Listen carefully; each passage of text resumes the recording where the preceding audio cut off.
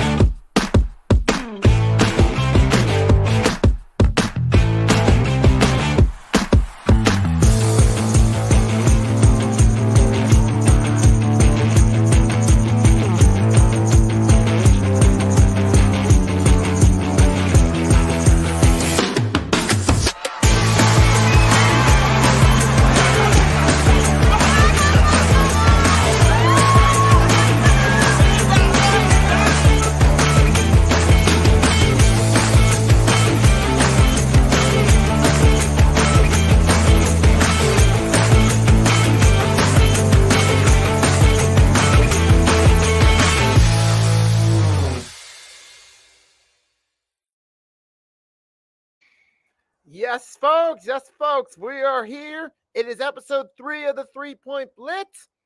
Well, it's a little windy, but it's warm enough to do this bad boy outside, so we're doing this outside today. That's right, it's 3-Point Blitz time, episode 3, and with March Madness getting toward the closing stages, we got some of the women's games are hitting the Elite 8. We're getting closer to the Final Four. We're around Final Four time for the men's, which means March Madness is heating up. More people are going to be talking about it. We one day away from April. We're getting closer to the NBA playoffs starting, which means the NBA is picking up. And now we got a month away from the NFL draft. There's probably not going to be a whole lot with the NFL, but, there's going to be was a more mock draft discussion about it going on. But it's mainly that basketball time of year with March Madness getting close to the NBA playoffs. So we're going to talk about that.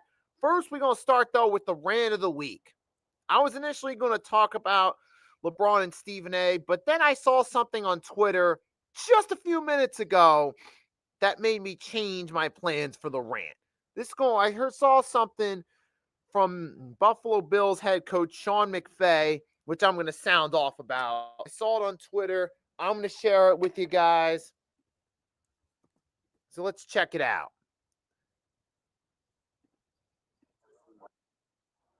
So here we go. We're going to listen to what Sean McVay had to say. This was from Elliott Shore Parks. This is about the tush push. It's a 38-second clip. I'm going to share it and react.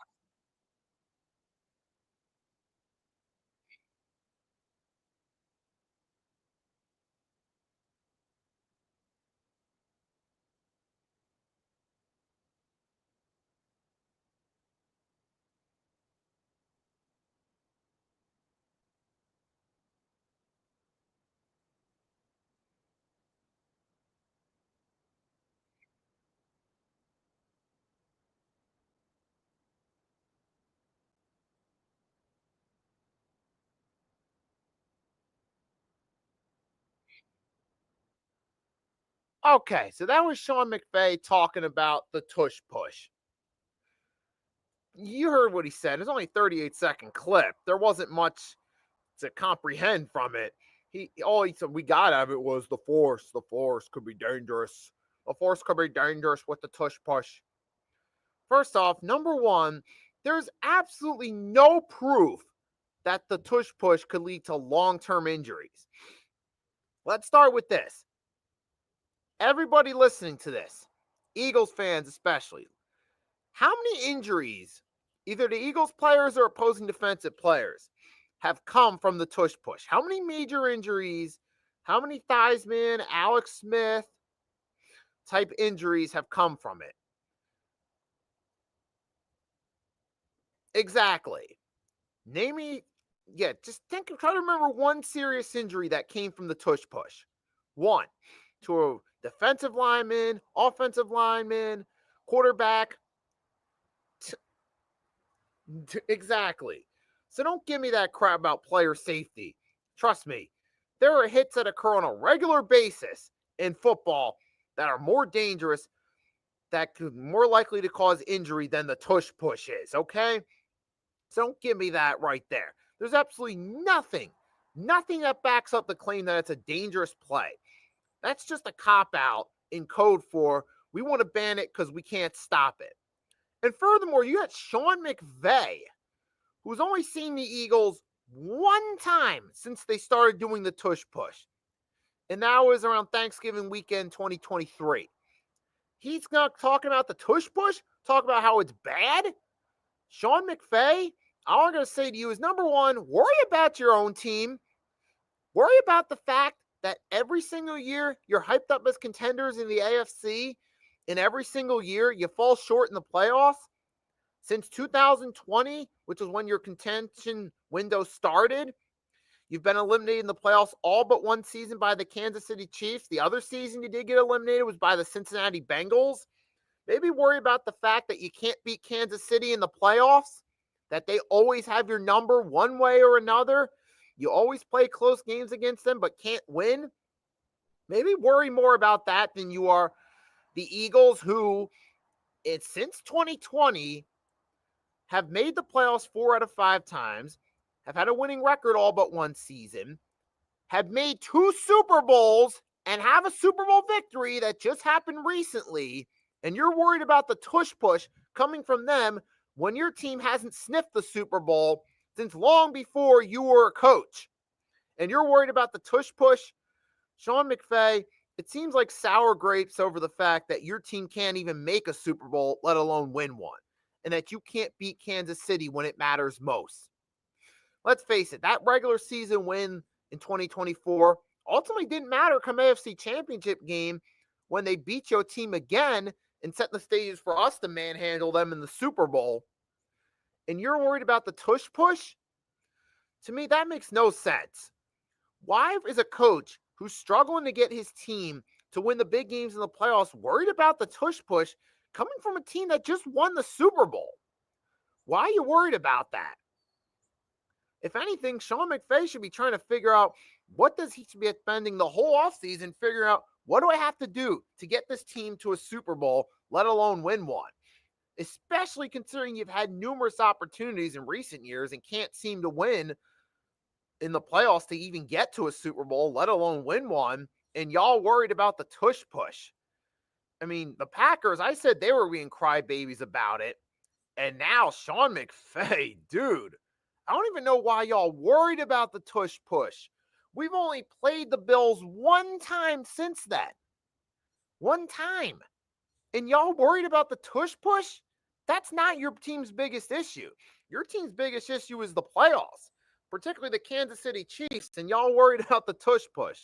Like, it's a joke right now to me that this guy's wasting his time talking about the Eagles and giving completely ludicrous and illiterate stance on it. He's kind of hinted the idea that it could lead to injuries, which is completely invalid. Because again, look at the tush push's history. Name me one serious injury that has come from it to any player on offense or defense when the plays ran. I don't remember one, and I'm sure Yost, you guys listening can't think of one either. So the point I'm getting at is, number one, he shouldn't even be talking about it. Number two, there's nothing to back up his stance as a fact. It's all invalid. I mean, so that's my rant right there. Sean McVay's comments are a joke. You shouldn't even be talking about the Eagles because number one, you get more important things to worry about. Number two, your points are invalid. So I'll end it at there. There's my rant of the week right there. Now, we're going to move on to the more positive notes. While we're still in football, we're going to talk about the one big move that happened last week. And you guys know what I'm talking about. The New York Giants signing Russell Wilson to a one-year deal shortly after bringing Jameis Winston. So earlier last week, the Giants got Jameis Winston. At first, we thought they were bringing him in to be a backup for a rookie quarterback. But now that they're signing Russell Wilson to a one-year deal, it looks like the Giants are actually serious about Russell Wilson being their starter for one season. Which to me sounds like the same old Giants right there. You really think that Russell Wilson going into 2025 on a one-year deal is going to be the answer? And some people are going to look at this and say, hey, well, Russell Wilson did decent in Pittsburgh. Now, as far as that goes, number one, did he play better statistically in Pittsburgh than Denver? Yes. But that's only because he was in a better situation with Mike Tomlin than he was with Sean Payton. And number two, Bo Nix did a better job with that team than Russell Wilson. Now, I think it's in part because Sean Payton and Bo Nix clicked better than Russell Wilson and Sean Payton did. Sean Payton wasn't really the biggest Russell Wilson fan, whereas Mike Tomlin got along better with Russ and had better chemistry with him. But even in that situation in Pittsburgh with Russell Wilson, what happened late in the season? Pittsburgh was making a push, looking like they could get a home playoff game, maybe even the number 2 seed. What happened?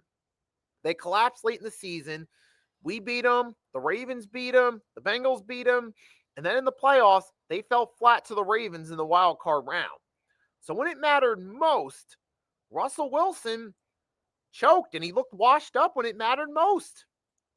So now you're taking a Russell Wilson who was with a better team in Pittsburgh and you're bringing him into a dumpster fire team with the New York Giants, thinking that a guy who struggled with a better team is somehow going to be the answer at starting quarterback. Now, as an Eagles fan, look, I obviously got my biases, and yes, it's hilarious. It's absolutely hilarious. And it gives me confidence that we got the Giants number again, especially coming off a Super Bowl. Giants are in deep rebuild. Now they're bringing in Russell Wilson, a one-year deal, like he's going to be the answer. I'm all for it. Give us those wins over the Giants. And let's face it, Russell Wilson's in a worse situation than he was in Pittsburgh. He's got Malik Neighbors. Yes, that is true. But outside of that, what does he really have? Darius Slayton, he's a decent option, but he doesn't spark game-changer wide receiver to me. Russell Wilson's play in recent years doesn't spark the same guy we were once talking about being a future Hall of Famer. And you're expecting a past his prime Russell Wilson to come in and be a game changer for a dumpster fire organization in the Giants? Seriously, bro. A big L for the Giants, man. Especially for an organization, they need a long-term quarterback. You have a top 5 pick. You got rid of Daniel Jones' contract because you realized, oh snap, he's not the answer. His 2022 season was overrated, not to mention it really wasn't that great a season to begin with looking back on it. It was halfway decent, but not great. And now, here you are, the Giants, a few years after you gave Daniel Jones that big contract. You realized it was the wrong decision. You need a franchise quarterback, and you're giving Russell Wilson a one-year deal. I mean, you look at it from the Giants' point of view. What are you thinking? I mean, what happened? You had a quarterback from Ole Miss who you thought was going to be your guy. You looked at Jackson Dart as maybe this guy could be the guy. Maybe he could be the next Eli Manning. Now, I'm not necessarily saying that's true, but the point is you have a young quarterback that the Giants could see as their long-term future. We have several quarterbacks. Why not take a quarterback? I mean, I could see if they would have just If they would have signed Russ to the 1-year deal and not Winston, then I would have looked at it from a much different perspective. I would have looked at it from okay, maybe they're bringing in Russell Wilson to be a mentor. If that's the case, that would actually be a great way for a rebuilding team to go.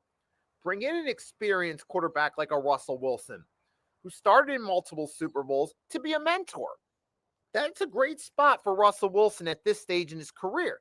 You got that young quarterback for the future. You got a respectable veteran to be a mentor. That would actually be great from that perspective. But considering you already got Jameis Winston, who would be the backup, you're thinking in your mind, okay, Winston's going to be the backup for a young quarterback. And Jameis Winston, even though it didn't really pan out with him as a starter in Tampa Bay, yes, he showed flashes of good from time to time, but ultimately didn't pan out in the long haul. But Winston's still a respectable backup quarterback. You would think, okay, Jameis Winston would be a respectable backup for a young quarterback. I mean, he does have a Pro Bowl nod under his belt, granted, but you think Jameis Winston, when the Giants signed him, you're thinking, okay, Jameis is a decent backup for a young quarterback. He does have one Pro Bowl.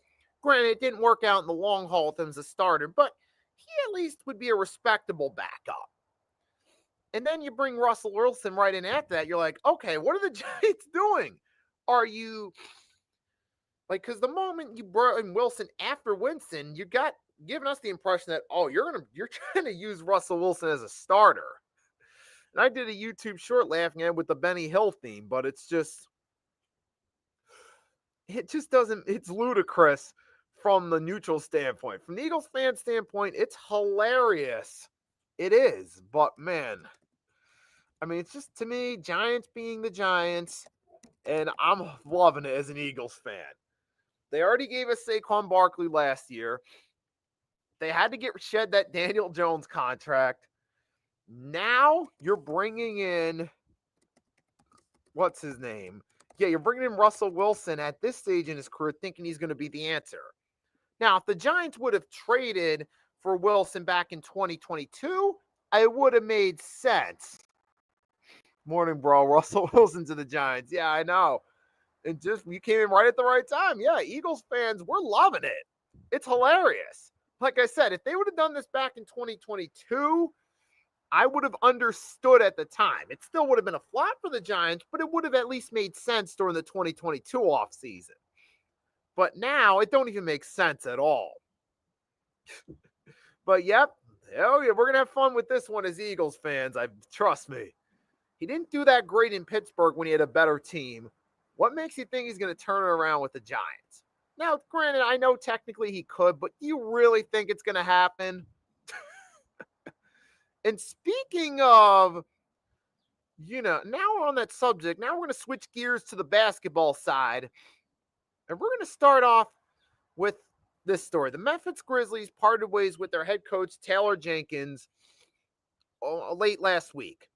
This came after an embarrassing loss to the first place seed Oklahoma City Thunder with a Memphis Grizzlies team that is, as of now, in the playoffs. And we know, and now, though, despite that, they fired their coach, which is an unusual transaction for a team that's got playoff aspirations late in the season. At first, when I saw it, I was a bit baffled. I'm like, wait, they really did it? They really fired their coach when they're making a playoff push late in the season? I mean, I thought, if anything, they were going to wait till the offseason to fire their coach. And then, so they could take their time to get themselves the right coach and then go from there. I think it's a bit odd that you're going to try to rely on an interim coach the rest of the way for a playoff push. Now, I get why they did it because, of course, Taylor Jenkins struggled in big games. And this is a Memphis Grizzlies team that at one point was in the top 3 seeds. Now they fall into the 5th seed. They struggled in big games. Most notably, the Oklahoma City Thunder have been their kryptonite all season long. And they had an embarrassing loss to them last week by 21 points. They decided, hey, this isn't going to work in the long haul, which I completely understand. Hey, sometimes it's time to part ways. It's time to move on. When you reach that point in life, sometimes it's better to just do it. Be like, hey, Taylor Jenkins has ran his course with this organization. Let's move on. And that's what the Grizzlies did. Because let's look at it. The Grizzlies have a good roster. John Morant, as long as he can stay out of trouble off the court, he can be the future of this franchise. And you got a young Zach Edey, who's a pretty solid rookie prospect who has some promise. I mean, you got some young pieces there that are actually that can help for the future. You got yourselves a Desmond Bain, Jaren Jackson Jr., Jalen Wells. All these guys are solid players and they play well together. I mean, they're within the top 6 seeds for a reason, and they're making a playoff push. But their struggles in big games has been attributed to the coach, and they decided it was time to part ways. And with that being said, I have heard some rumor rambling from some Sixers fans, some, not all, that suggests we could get Taylor Jenkins. Now, this could have been my rant of the week as well, but I already went with that about the Sean McVay stance on the tush push. I'm just going to say this, though, about this possibility of Taylor Jenkins coming to the Sixers.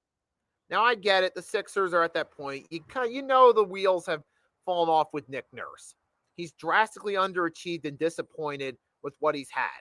And when you look back on it, you think, maybe there's a reason the Raptors fell off when they lost Kawhi and ultimately lost their pieces and fell to where they're at now as a rebuilding team. And while they do have some solid pieces for the future, they fell off big time after a championship run. Not to mention, to be fair, Dwayne Casey set up a lot of those pieces in Toronto, and he played a role in getting them in contention. And while Dwayne Casey couldn't get over the hump in the playoffs and LeBron James was his kryptonite, to be fair, Dwayne Casey did help build that team up with the guys like DeMar DeRozan, who was eventually involved in the Kawhi trade. Guys like Kyle Lowry, Pascal Siakam, some of those guys, eventually that team was a playoff team for several years that just couldn't get over the hump. And Dwayne Casey helped build that team up. And then they decided to boot him. Nick Nurse took over. But looking back on it now, Kawhi Leonard played a bigger role in that than Nick Nurse ever did. Let's be real. So I get it. Nick Nurse, kind of an overrated coach. From the Sixers standpoint, he's been disappointment. You need a new coach for the Sixers.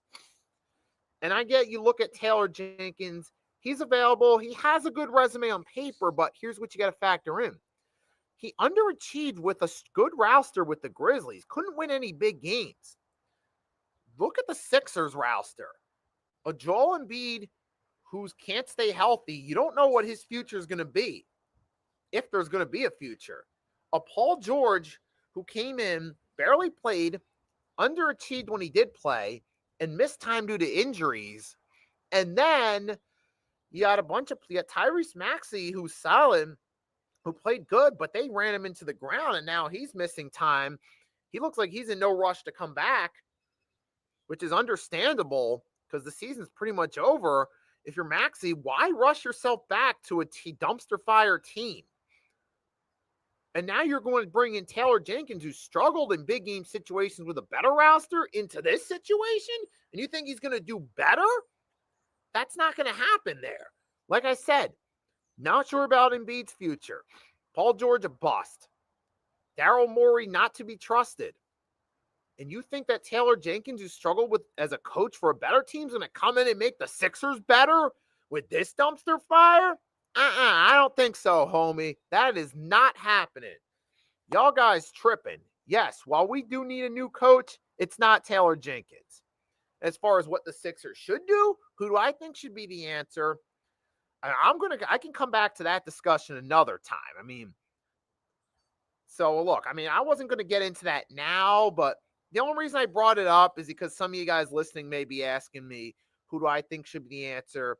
So the answer to that is, I will talk about that as we get toward the playoffs when the Sixers season's over. So stay on the lookout for my takes on what the Sixers should do going forward. But we got to keep this thing rolling, bro. We got some other subjects to talk about. I'm going to step aside for 1 minute. I'll be right back. Put some copyright-free music in the background, and I'll be right back.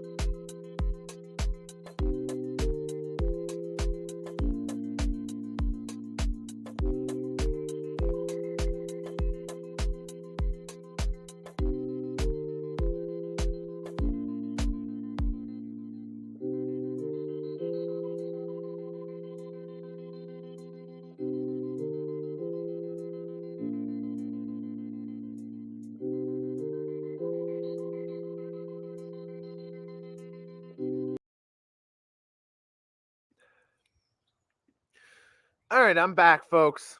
After a quick break, I'm right back. We gonna talk right back to it.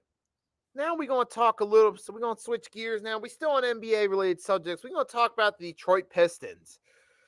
The Detroit Pistons have clinched their first winning season since 2015-2016. They are officially in the playoffs and they've officially won over 41 games, which means that the Detroit Pistons finally clinched a winning season for the first time in nearly a decade. And now, which is awesome for the Pistons, because this has been a team that has struggled for years. They've been constantly dealt with losing seasons, a lot of bad luck in the lottery, where haven't gotten set up, where they're not set up in the best situation to succeed. They haven't really been able to get the right players and get the right team set up to contend. They've had some guys pass throughout the year. They had Blake Griffin for a bit, but this was him on the downswing. They had D-Rose for a season, but this was more D-Rose in the role player stages of his career before. Yeah, this was then before he ended up going back to the Knicks. This wasn't prime D-Rose. And then recent years, the Detroit Pistons have been a dumpster fire. Now they finally got themselves a decent team, and here they are now in the playoffs, and they finally got a winning record for the first time in nearly a decade, which is great. They moved up to the 5 seed as well. They passed the Milwaukee Bucks. They have 42 wins on the season, and if the season ended today, they would play the Indiana Pacers 5-4. So it's great for the Detroit Pistons after years of being a disappointment.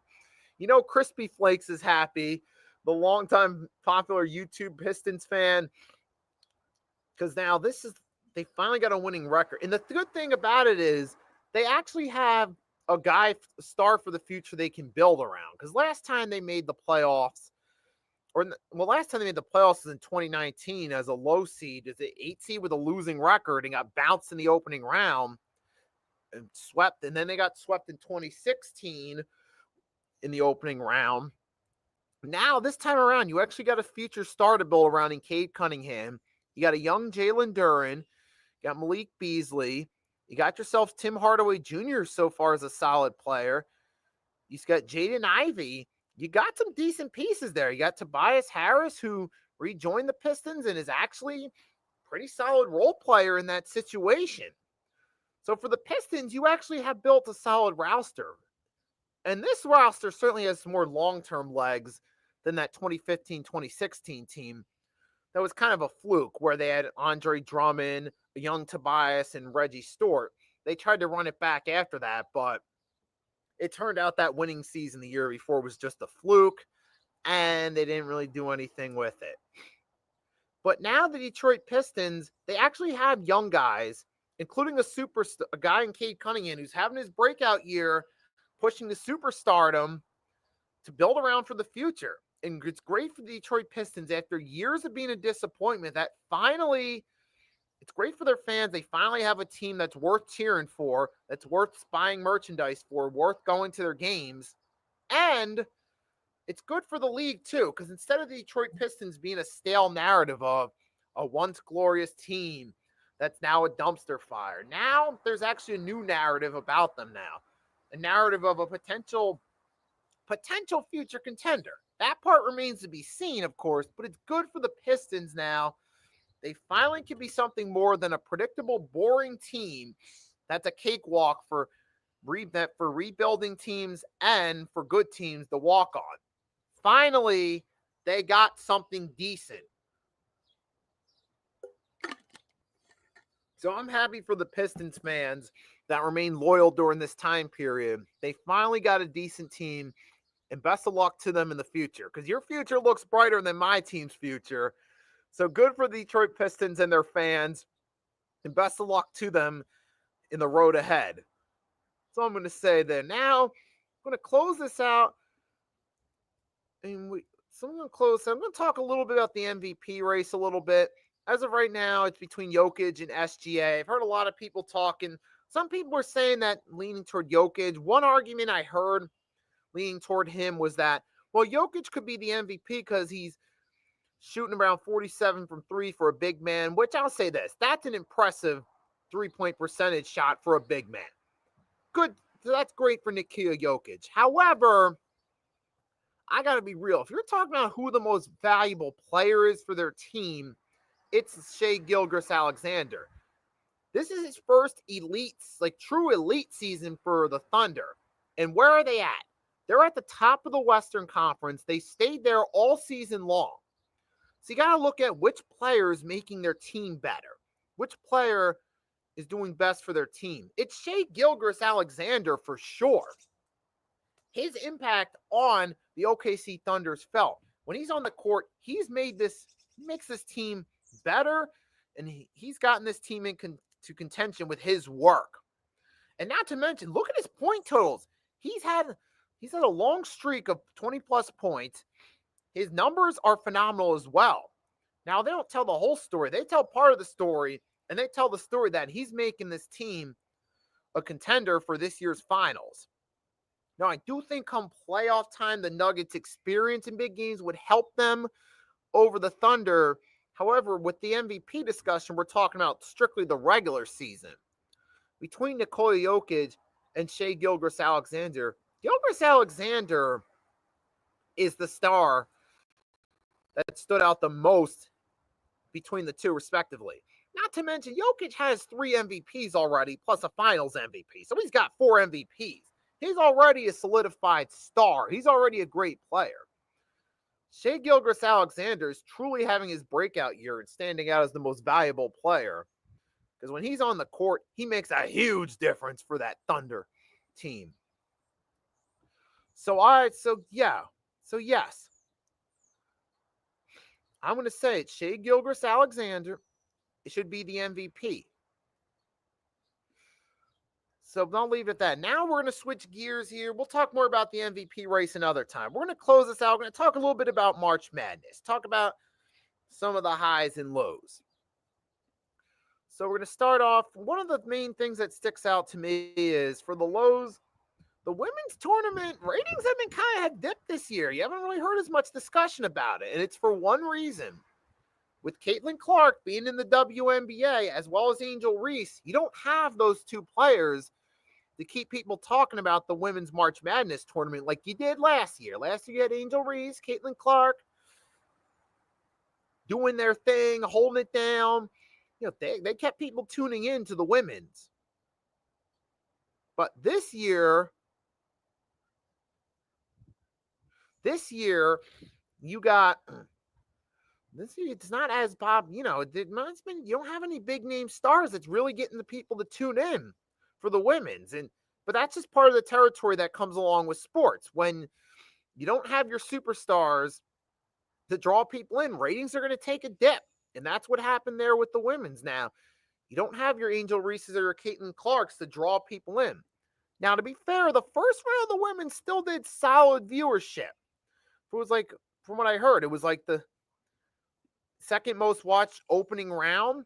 It passed 2023's opening round. So there are still some to appeal to women's college basketball. Part of that is because sometimes when you look at the highlights of the games, both the men's and the women's, sometimes the women's games are played with more intensity than the men's. So for that reason, some people lean more toward watching the women's games, which is part of the reason it still has some appeals, because there's more of a physical style play with the women. It seems like they play with more heart sometimes. There's more intensity in some of those games. But make no mistake about it, the men's are the ones everyone's going to talk about the most, especially with future NBA prospects being there. Cooper Flagg's been the main story. I mean, today you got the women's Elite 8, later 7 and 9 p.m. You got Texas at TCU, and then you got USC at UConn yesterday. UCLA and South Carolina pushed to the Final Four. Now those two teams, respectively, UCLA and South Carolina, got to wait on who wins Texas, TCU, and UConn, USC. But mostly people are talking about the men's. We're talking about Duke. We're talking about Cooper Flagg, Con Kuniplum. We're talking about those guys. You got some standout players. You got Chaz Laner from Tennessee. Despite the fact that they lost yesterday, has been averaging about 18 points, 4 boards, and he stood out for them as a potential prospect in the NBA. Maybe like a late first round, early second round pick, decent role player. So there are some talk about them right there. So there's, and of course, with the men's, we're talking more like the whole time. What was one of the main stories about? You've been seeing the TV's been news pieces about Coach Hurley and all the. We're talking about how Auburn beat Michigan State, Houston beat Tennessee. That's the main story. People are still talking about the men's. We're talking about how Duke's advanced. It's mainly about them, not about the. So people are still talking about the men's bracket. Talk about how Duke advanced.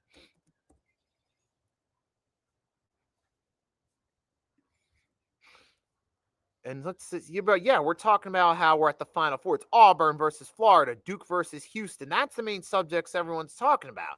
You got April 5th. So everyone's more focused on the men's and what's going to come out of that.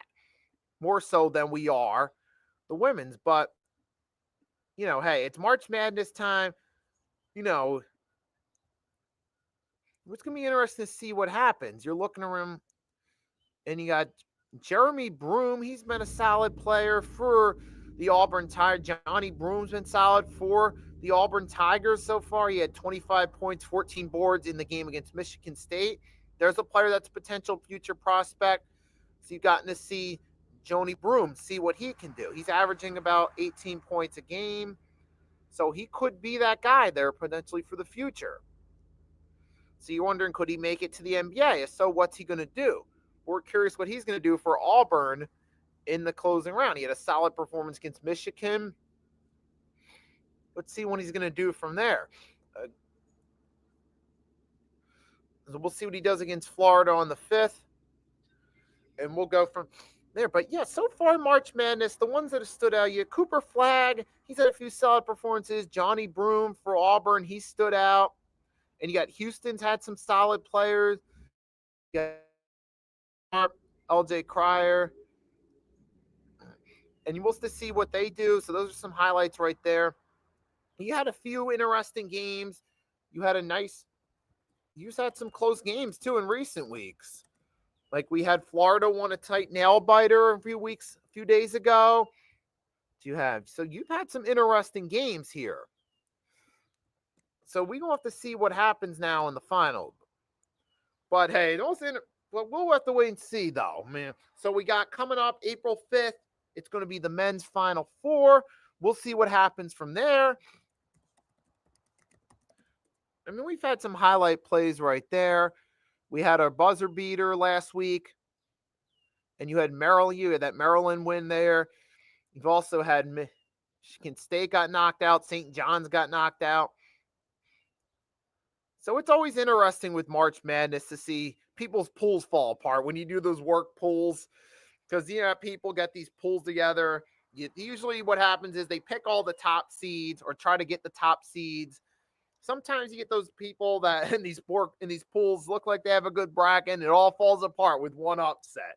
It's always interesting to see those play out. It always has that nice shock factor to it. But I think we said all we're going to say on this one. So we're going to wrap it up here. There's not much else to talk about. We don't want to ramble on for too long. So I'm going to do it that. Everyone that tuned in, thanks for tuning in. I hope you enjoyed this stream right there. Next week, we're going to be doing episode 4. Same time, 10 a.m. Eastern Standard Time. Every Monday, we're doing the 3-point blitz. So with that being said, thanks for watching. If you haven't done so yet, make sure to drop a like, subscribe on all platforms. Nikki Steve's channel and the Hardcore Sports Network. So with that being said, enjoy the rest of your day. If you got the privilege of being around warm weather, do so. Make the most of your day. That being said, it's your boy Nikki Steve signing off. Catch you next time. Peace.